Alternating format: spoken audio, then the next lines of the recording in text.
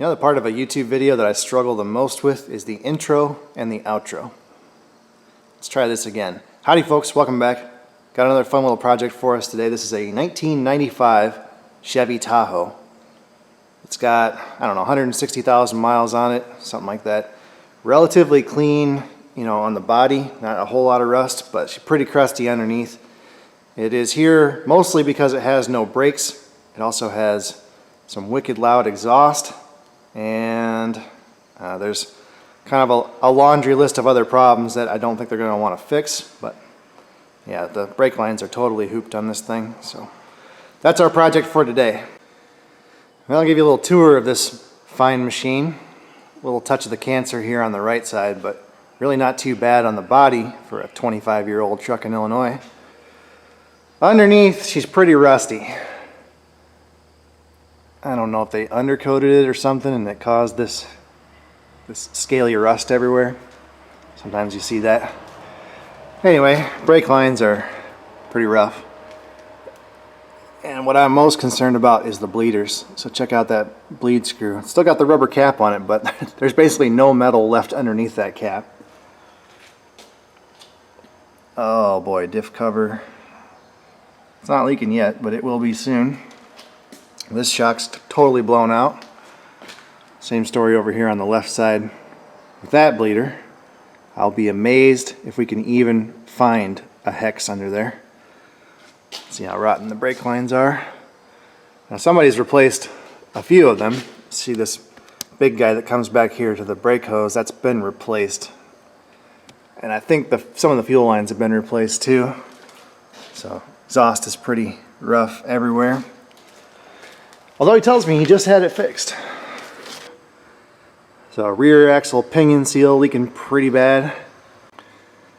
Well, you see here they've spliced in some new fuel lines. There's the fuel filter right there and the remnants of whatever used to be here. See, we got some compression fittings up here going to the flexible lines. That's okay. The compression fittings, you know, you can't use those for brake lines, but for fuel lines, you know, I don't have a big problem with it. In fact, they sell fuel line repair kits that have compression fittings. So there's more brake lines that have been replaced. But the big thing right now is this donut right here coming from the manifold to the Y pipe is blown out. That's the big source of his exhaust leak. And it looks like somebody replaced one of the studs here, but the other two I think are original. And we've got a visitor in the shop, it sounds like. So on the right side they put a repair flange on, so that's probably what we're going to do on the other side. Be a good way to fix it. But check out these brake calipers. I mean, holy crust. And look at that bleeder. Or what used to be a bleeder. So it needs all new brake lines, but it's pointless to replace the brake lines if we can't bleed the brakes. So I told him to just figure on replacing the calipers and the wheel cylinders if we can't get the bleeders out. The calipers for these old GMs are really cheap, like 25 bucks.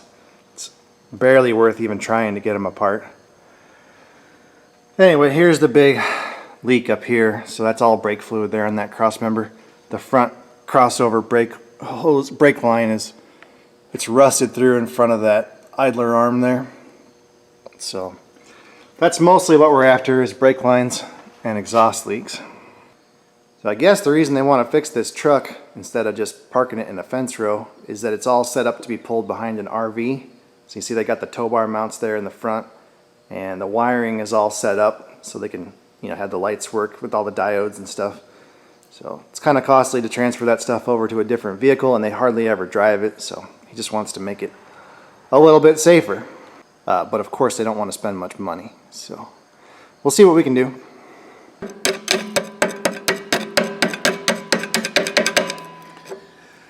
Well, this should be fun.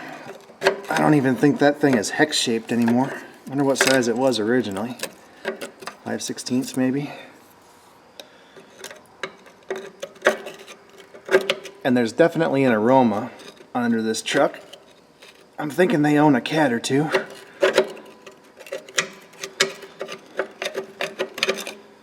Well, this side looks a little bit better than the other side.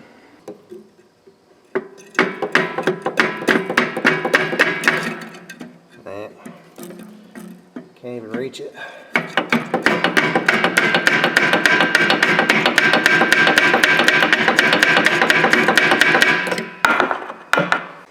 Well, what do you guys think? Heat? I don't even think we should try it without it. Well, I think what we're going to do, we're going to try an old school mechanics trick here. This is like my dad's specialty. We're going to heat that sucker up until she's glowing red hot, and then we're going to quench it with some water. We may have to do that a couple of times, and hopefully the thermal shock of expanding and contracting will be enough to crack that baby loose. Now this side should be the easy side. It's still got a little bit of a hex left. The other side, it's not going to be so much fun. Now, there's no room to get, you know, a drill or an easy out or anything in here. That's the leaf spring right there. So, rookie.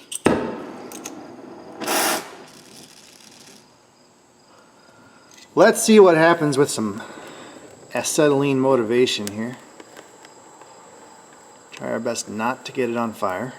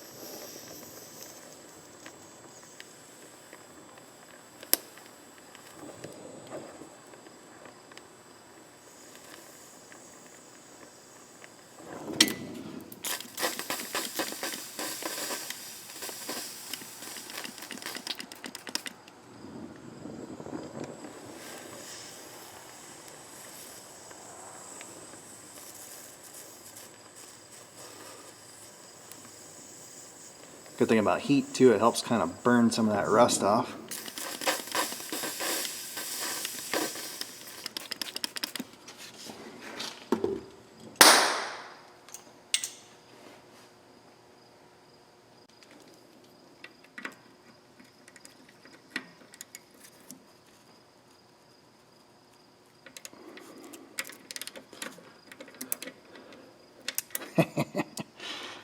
Yeah, right.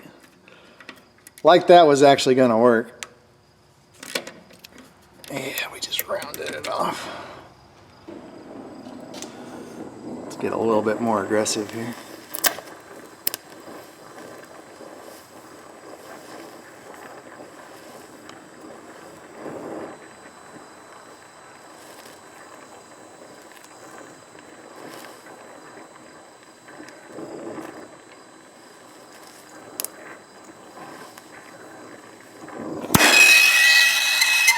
Papers. First time running a torch, people. Sorry.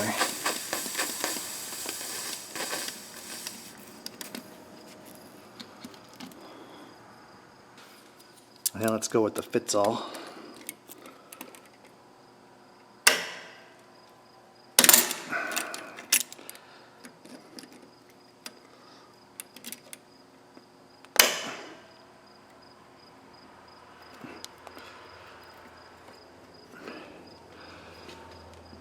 Well, that works about as well as you might expect. Not at all. Well, using just the right amount of off-camera swearing, I got it broken loose.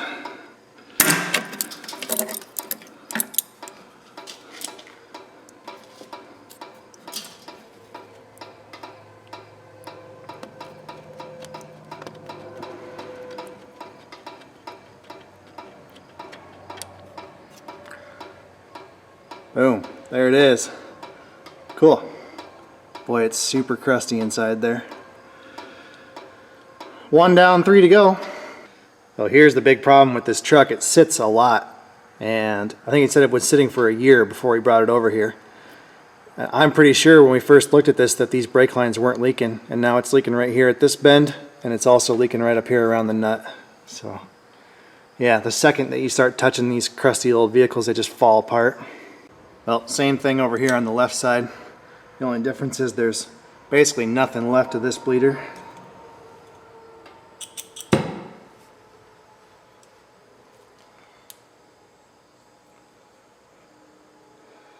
And we'll just hope we don't cook the seals inside the wheel cylinder. I think we'll be okay.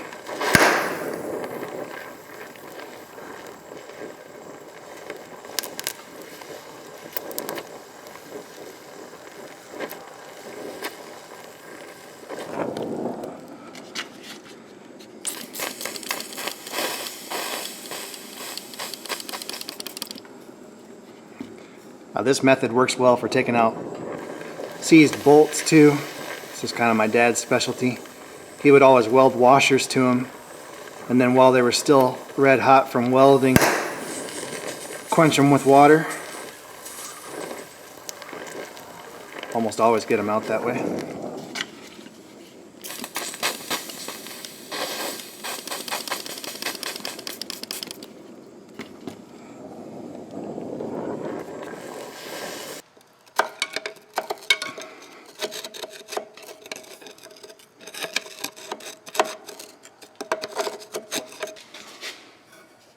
Try one of these twist out sockets and see what it does.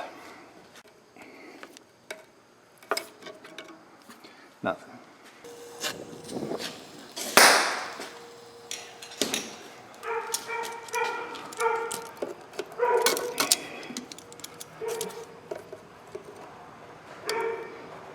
Okay.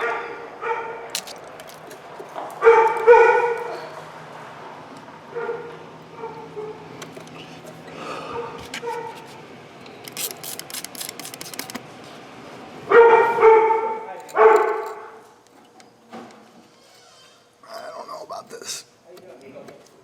Yeah, there it is. Got it. Sweet. I'm not going to begin to explain to you why things are pronounced the way they are, but it is laundromat, not laundromat. But isn't it laundry? Yes, it is laundry, but it is still pronounced laundra. I don't know. Like I said, I'm not going to pretend to explain it to you. It's probably Latin or something. Who knows?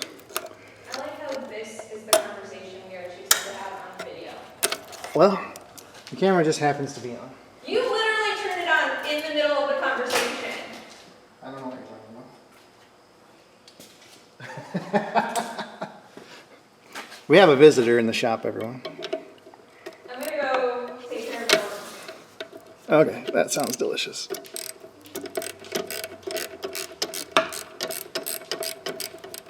Oh boy.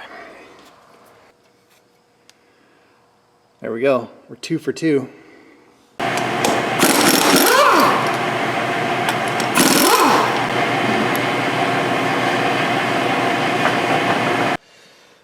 Well, these front ones are definitely worse, but at least we can get to these to drill them out if we need to.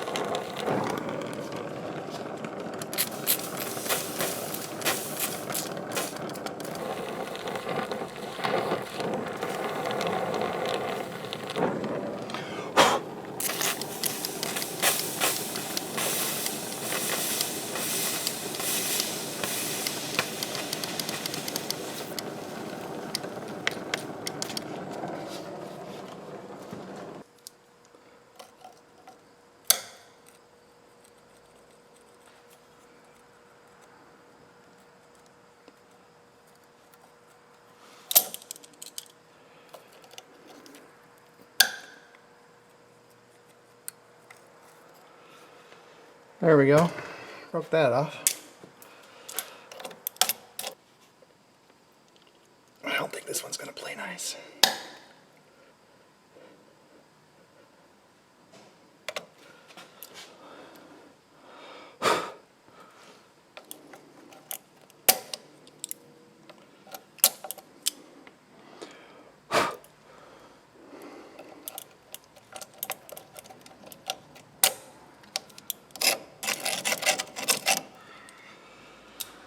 I know what you're all saying.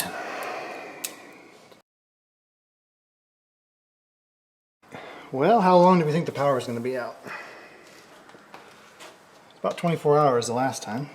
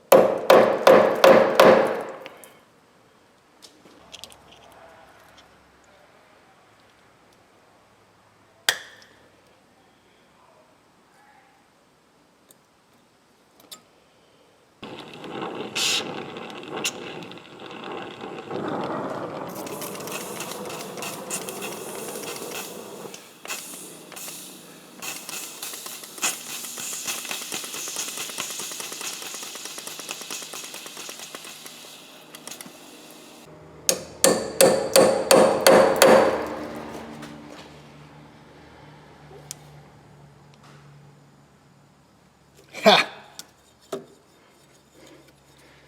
Sometimes it's better to be lucky than good.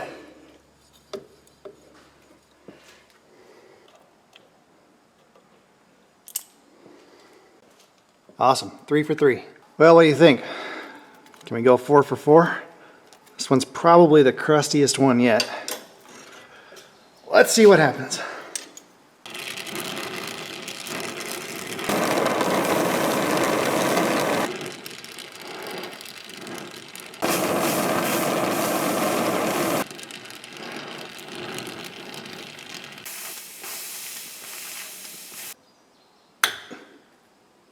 Oh, look at that.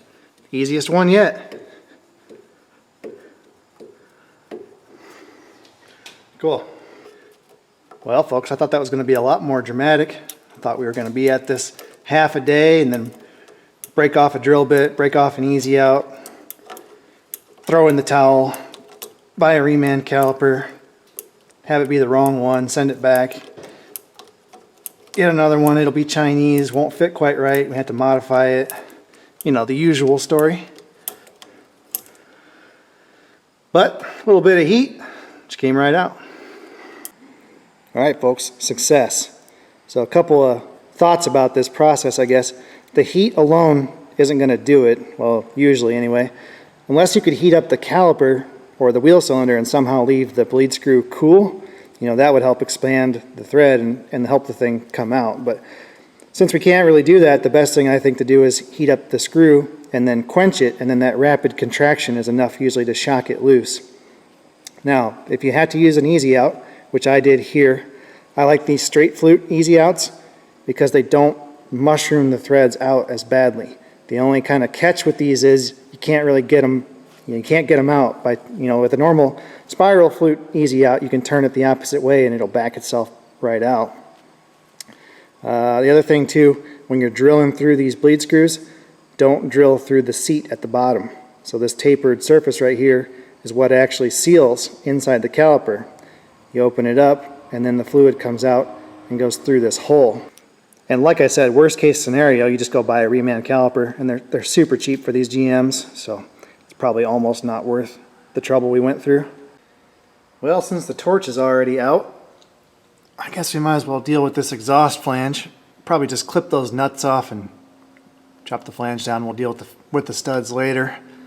Really needs the whole Y pipe replaced, but of course he's not going to want to do that because right here where this straight piece of pipe is, there used to be a catalytic converter, which has long since been deleted, and a new one's about, I don't know, 300 bucks. So of course that's out of the question, but we'll do what we can, I guess.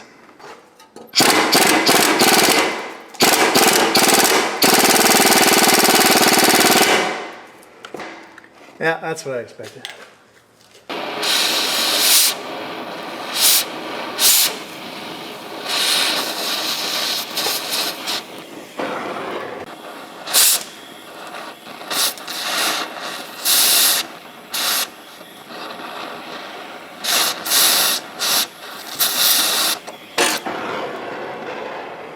Well, now it says cannot record.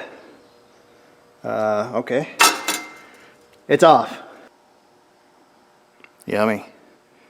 Got a nice hot piece of metal right in the corner of my eye. Well, we'll turn that off before it completely freaks you out.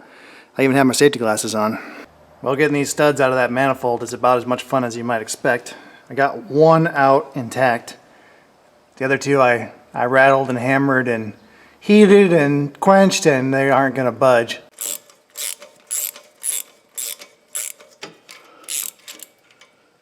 Okay.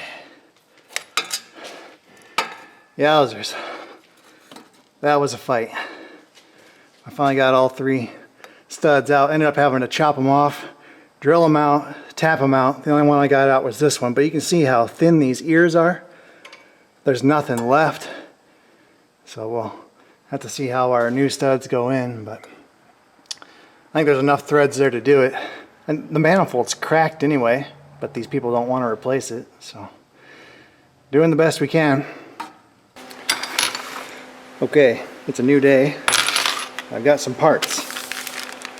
There's a new donut gasket for our exhaust manifold. This is all that was left of the old one. I got us a new stud spring kit for that same gasket. 4 new bleed screws for the calipers and wheel cylinders. And a new flange. Now I wanted to buy a 2-piece flange like the one they have on the other side, but the Walker catalog is essentially worthless.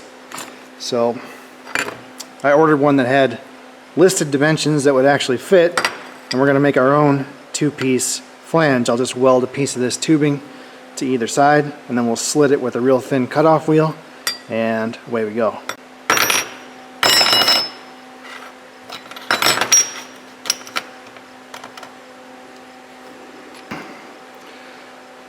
That'll work.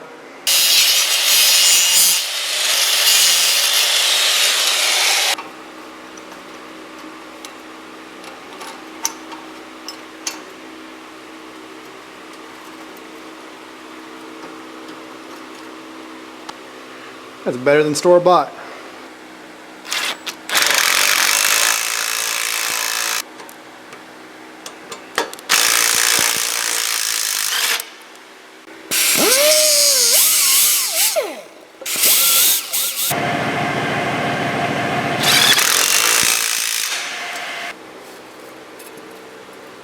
Oh, you gotta be kidding me. That has to go in before the stud. Third time's the charm.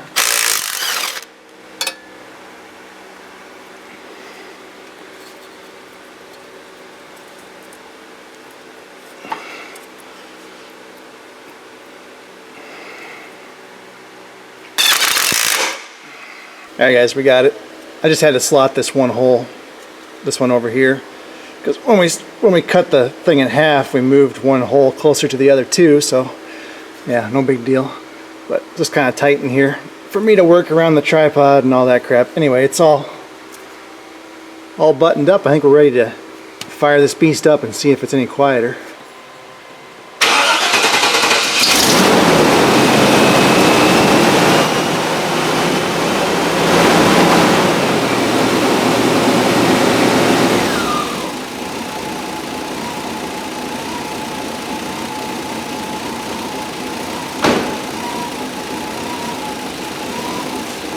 Well, it sounds better, but it's running like crap. Idling at about 300 RPM.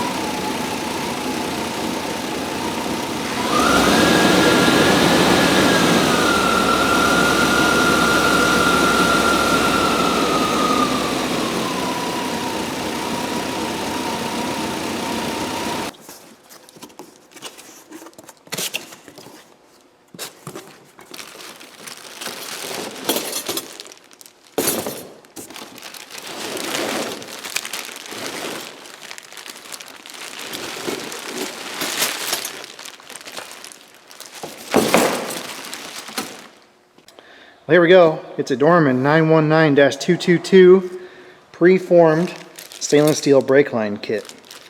These are awesome on the pickups. I haven't done one on a Tahoe, so hopefully it fits. But paid about 175 bucks for this, plus a little bit of shipping. We'd probably spend that much in NICOP, you know, and plus all your labor to make all the brake lines, so it's kind of a no-brainer. Well, I guess we might as well start here at the back.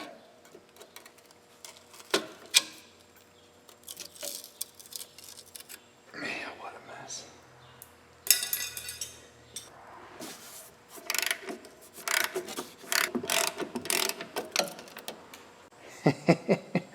You guys aren't going to believe this. I found a little problem while I was working on the brake lines.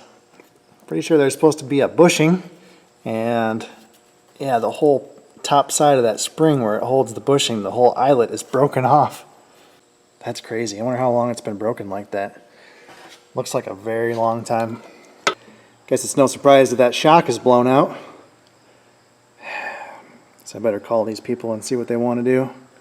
Okay, customer says proceed as planned. He is going to try to find us a used leaf spring, which is fine, I guess. And when he gets that, we'll go ahead and install it, I guess.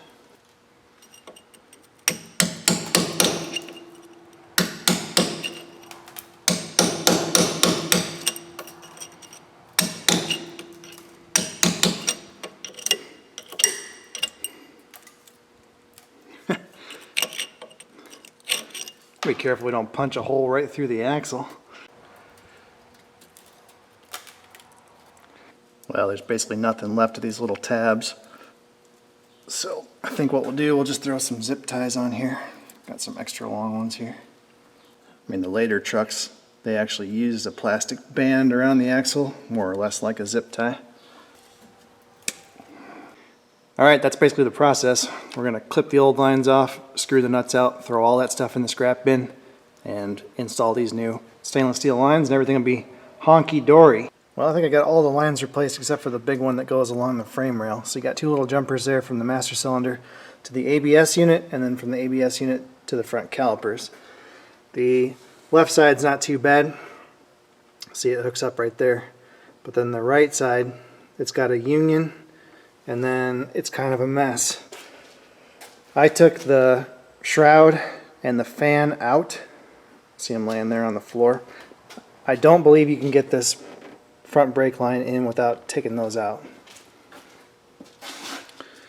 You see it runs down along that front cross member and then up over top of the idler arm there for the steering and over to the other side. So the actual leak was right there by that lower radiator hose. Alright guys, customer has found a used leaf spring, so feel free to think whatever you want about that.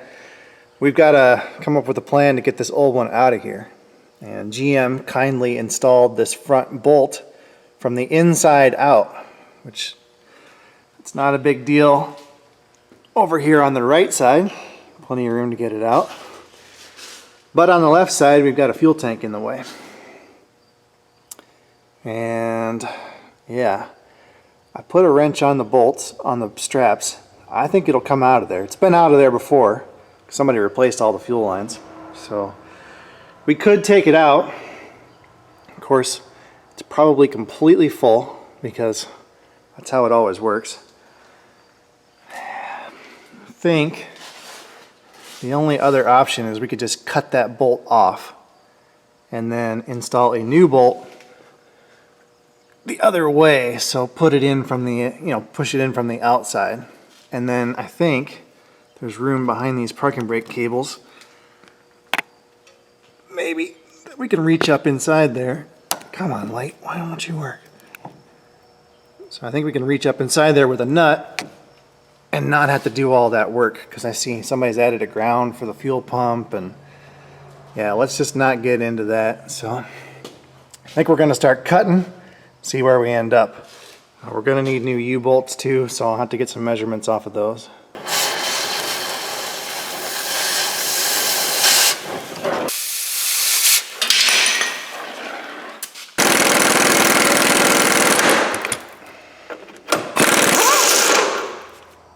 What do you think? There's about a 1% chance that bolt's going to come out of there?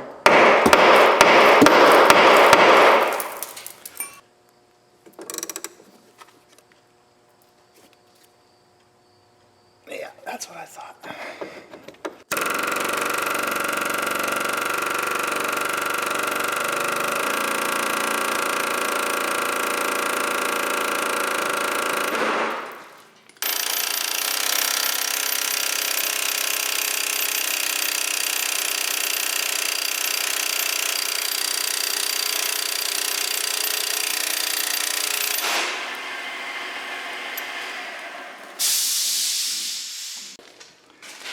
Getting pretty good at these rusted out GM spring shackle bolts. This is the second one I've done this week. I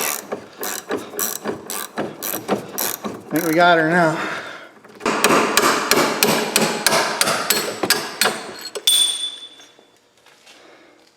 See, the problem is that you can't get the top bolt out of the shackle to get the spring out without raising the whole thing up. So you don't get a whole lot of options.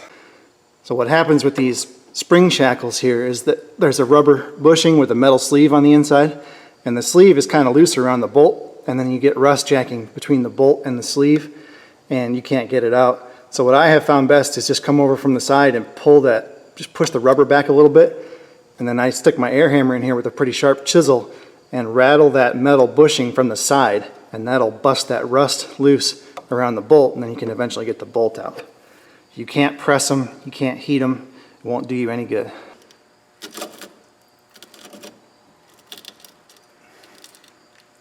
Well, surprisingly, this bracket's pretty solid. It's in good shape. I'm sure it's original. It's got the rivets in it. But that's the one that we replaced on that GMC K1500 last week. I don't know why, but these spring bolts always come out pretty easy. I guess just because they're not sitting down in this pocket full of crud all the time.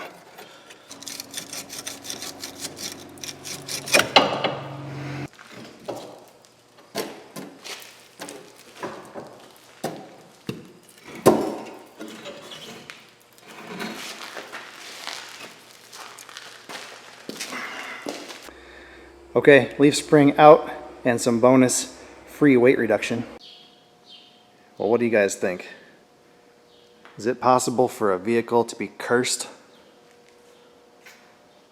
I'm not a superstitious guy, but there's a lot of signs. Within 2 hours of looking at this truck, we had the most destructive windstorm that I can remember. I literally put it on the lift, and within an hour we had no power. Didn't get power back for 2 days. Couldn't get parts, everything was closed. Plus it's 25 years old, I'm having a really hard time finding things. Everything has fought me. It's so freaking rusty and crusty. I just don't know. I did manage to get all the brake lines installed. See the one along the frame rail here. It's not very pretty. The way they did it, I don't know if it's wrong or if I did it wrong or what the deal is, but it doesn't fit quite right. And it's exacerbated by the freaking mess that the last guy left us, or I think the last two guys. I'm pretty sure those fuel lines have been replaced twice. At least the return line has. You see they got splices and unions and all kinds of garbage going on here. I don't know what the deal is. And this small rusty line you see right there, that's for the evap. See, that's got to be broken and leaking there. Well, this truck is a 1995. I don't know if it has an evap monitor or not. Probably not, which is a good thing because I'm sure it's going to fail. I mean, just take a look at that fuel filler neck. Or what used to be a fuel filler neck. The customer is picking up another used spring. The first one we tried was out of a Suburban or a pickup, and it's actually too long for the Tahoe. I guess the Tahoe, the Yukon, and the Escalade all take a slightly shorter spring. Well, now the customer decided they want to replace this super sketchy tailpipe and super sketchy muffler, which the muffler's not a big deal. Have that today, but this tailpipe's kind of a specialty item again because it's a shorter wheelbase truck. So Walker makes one. I can get it in a couple of days. I should just have a pipe bender make one, I guess. Well, I'm glad somebody likes this truck. Anyway, it's been here for a week now, and I really just want to get it out the door. So let's see if we can get the brakes bled and kind of go from there. I think you guys can see what I'm seeing inside this master cylinder reservoir. It is disgusting. So we're going to clean that out the best that we can, and then we're going to try pressure bleeding the brakes. Well, if you guys haven't figured it out, my wife is a math teacher, and today is actually the first day back to school, which means for the rest of the school year it's going to be very difficult for me to get my lovely assistant to help me bleed brakes. So we're going to try this tool here. This is an old KD Tools pressure brake bleeder. It's pretty simple. It's really just an air tank, and it's split in half in the middle, and there's a rubber diaphragm. On the bottom side there's a Schrader valve, and we're going to put air pressure on the bottom, and then on the top side there's brake fluid. The rubber diaphragm pushes on the brake fluid, and it pressurizes the fluid into the master cylinder reservoir, and it will bleed the brakes just like you pushing down the pedal. I actually bought this from a local shop that was closing down, but they must have lost all of the adapters. The only adapter that came with it was this one here, which is actually for Ford cars. Anyway, I bought this Mighty Vac adapter set for it. It comes with all kinds of various caps and attachments and whatnot, but it has a different style quick disconnect fitting. So I went to McMaster-Carr and bought the correct fittings. These are TrueFlate fittings, but in this big kit we still don't have the right adapter for this truck.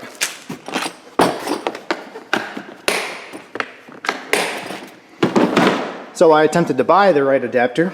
KD Tools is part of Apex, and they've more or less phased them out. You know, KD Tools used to be an automotive specialty tool company. They used to make a lot of dealer service tools, just like Lyle or OTC or Miller Industries, but I think Apex has more or less shut them down. Anyway, I just used a piece of aluminum plate here and glued some rubber on the bottom, installed the appropriate fittings, and then I made up a couple of these straps to go over it, and yeah, I'll show you on the car.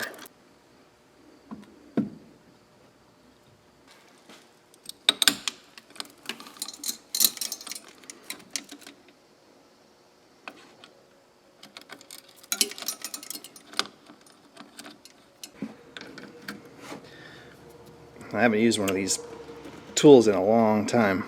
Worked in a shop once that had an old Brannick pressure bleeder. It was huge. I think it held like 5 gallons of brake fluid. We'll see what happens here. Well, that didn't go very well. I got about a third of the way through it, and my previously sealed master cylinder decided to open up and pretty much got brake fluid everywhere. Anyway, I think the pressure is relieved now. We got a pretty good initial bleed. Well, our junkyard spring showed up. Looks like it's all in one piece. And we've got extra bolts, so we shouldn't have to worry about that one I torched off. Oh boy. Are we seeing a trend here? So it's busted exactly the same way as the other one, in exactly the same place. Yeah. Third time's a charm.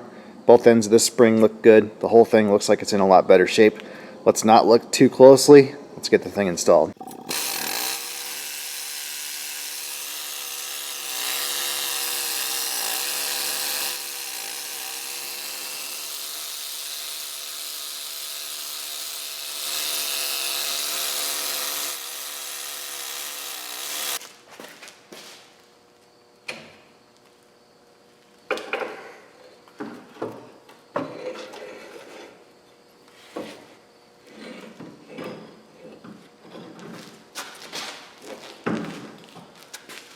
Well, it helps if you hit the record button. Anyway, shackle and bolts installed.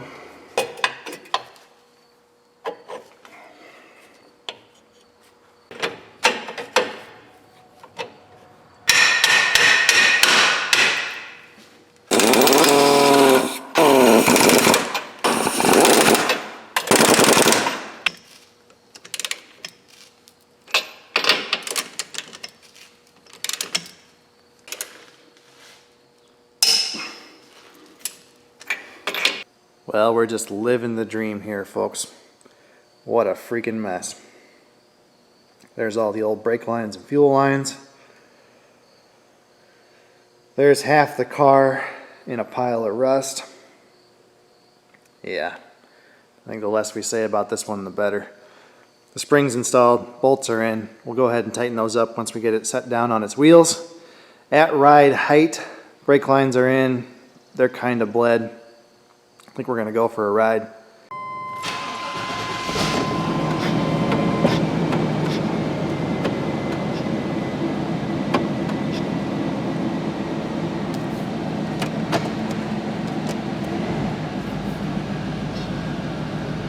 Well, we got brakes. See, the ABS light is on.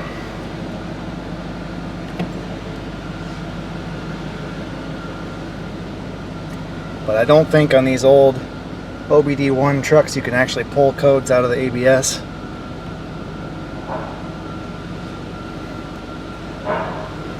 Maybe that's wrong. You can get codes, but they don't store codes. Something like that. There's no history codes.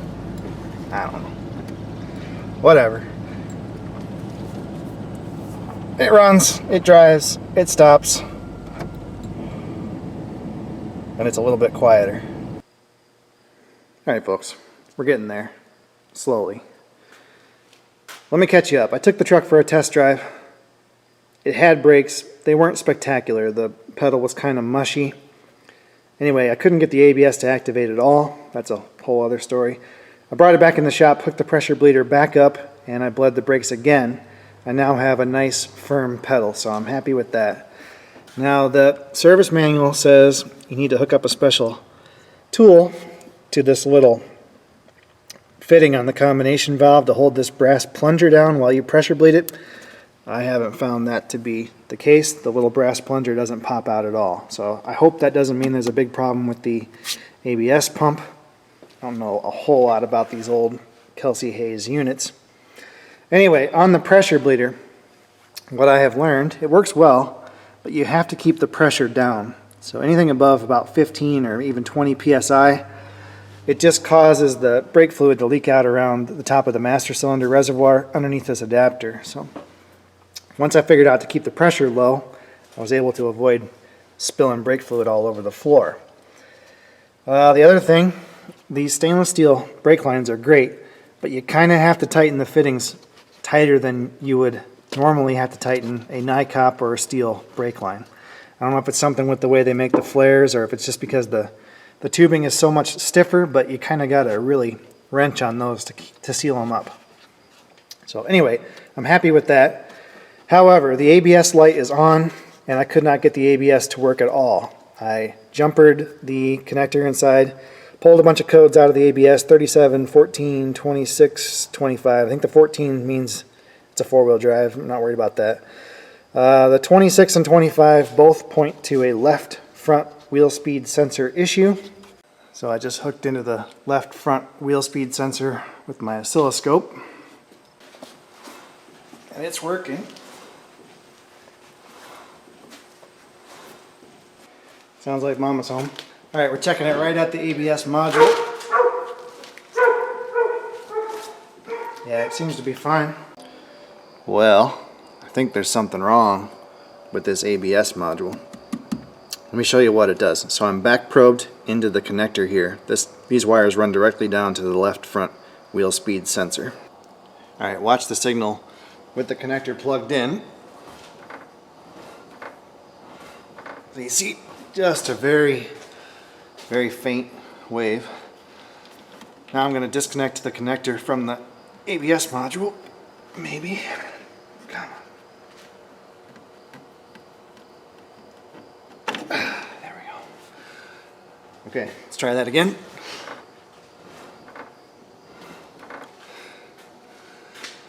So that's a pretty distinct difference. So I'm saying that there's a problem in the module. Well, just for funsies, let me switch it over to the other side, the right front.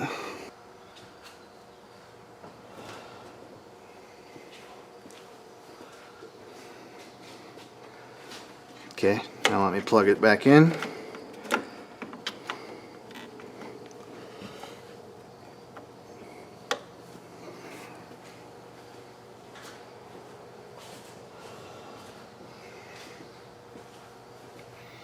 So that's a problem. Well, I was going to adjust the rear axle brakes, but you see down here, this is where the adjusters are. It still has the original knockouts, so you got to punch these two windows out in order to access the adjusters. And the problem is, once you do that, you got to take the brake drum off in order to fish those pieces of metal out. Otherwise, they're rattling around inside there. So I don't think we want to get into all that. They should be self-adjusting. They adjust when you're in reverse. So if you hit your brakes while you're in reverse, they're supposed to reset the adjustment on the brakes. Looking through the inspection window, they don't look like they're too far off. There's supposed to be a cover over this inspection window. Those are missing. And then once you punch these knockouts out, you're supposed to put a cover over these windows. Now, you're probably wondering, why would they use a knockout instead of just giving you the little cover for this slot? If you find an answer, please let me know. It's just, who knows? But probably a good indication that this thing's never had rear brakes installed. Anyway, moving on, I got the new tailpipe and muffler. So with a very small amount of cutoff wheel action, we removed the crusty old one. And we've got a small problem to fix. Well, this intermediate pipe here where the muffler hooks up, it's all rotted out here on the bottom. So I bought a length of 2 3/4 inch pipe. I think we'll just zip it off here somewhere and weld a short length onto it. Shouldn't be a big deal. The pipe's in relatively good shape. And we'll use the old pipe fitters trick here to get ourselves a clean cut. Oh, that's the wrong side. Oh. Try the one with the straight edge, Bella.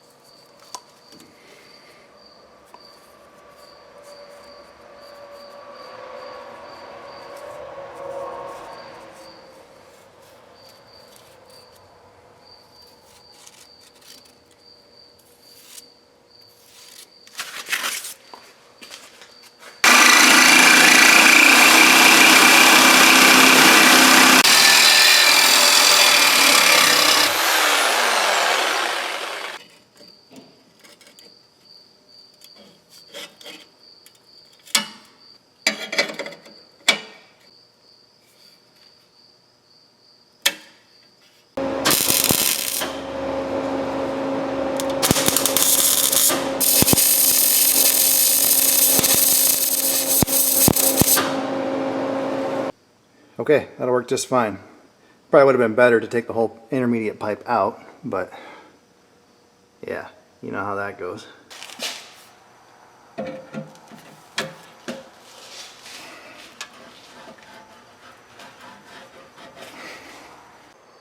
All right, out with the old and in with the new. Tailpipes installed. Was able to reuse the hangers, no problem there. Got the clamps put on, and I like to put a little bit of a tack weld on those just so that things don't, rattle around until it finds its happy place. Eventually the road salt will permanently secure it for us, but the tack weld will hold it until then. And actually my dad, when he does exhaust on trucks, he doesn't even use clamps, he just welds them all.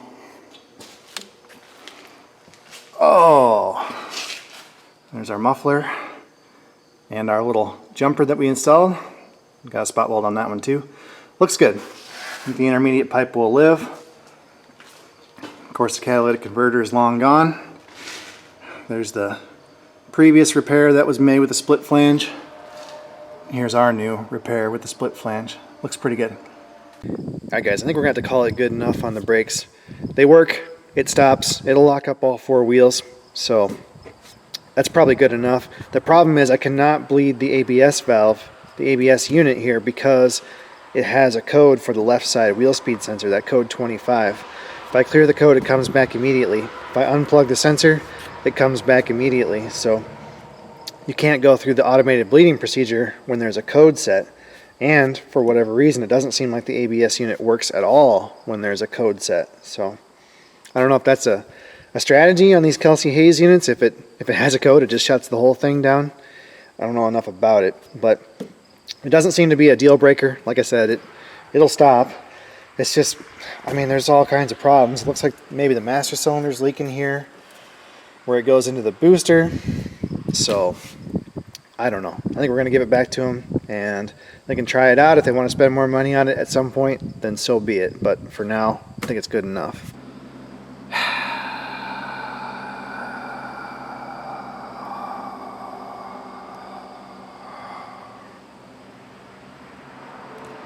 Yeah. I gave the truck back to the customer. Told him to try it out. He tried it out and he didn't like it. Said the pedal felt weird. So it's back. And we're going to adjust the brakes. But that's going about as well as you might expect. Managed to get the drums off, even though both adjusters were seized. That side over yonder. She was pretty loose. This side I don't think was too bad. And then we use a little bit of the acetylene rust penetrant to free up this adjuster. So it was seized up out here, this little pivot. The threads weren't the problem. So anyway, I'm going to slather that with some anti-seize, and we're going to put it back together and do one of these.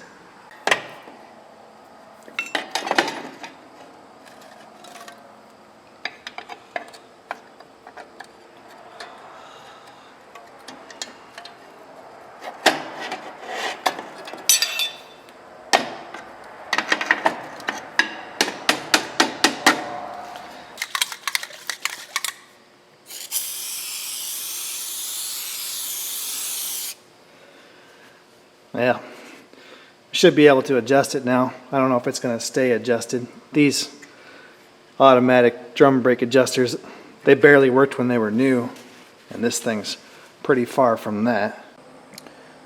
Alright, I got the brakes adjusted, everything put back together. Nothing really exciting about that. The service information says to tighten the adjusters until you can just turn the drum by hand and then back it off 30 clicks. That's a little bit fussy for me. What I usually do is just tighten the adjuster until I cannot turn the drum by hand. That means the shoes are fully seated. And then I back it off until I can just hear a little bit of a scratch between the drum and the shoe as I'm spinning it by hand. You don't want any drag, but you do want to be able to hear just a little bit of something going on in there. It's kind of a tricky deal to find a balance between too much drag and the shoes being, you know, just flopping around in there. So, yeah, once you do it a few times, it's no big deal. I got enough. You don't need that much. No. I just got enough. All right. Good Nope. enough to over there. Just where the oil, no, over here where the oil is. Right there. Yeah, okay. That's good. I need compasses. Great.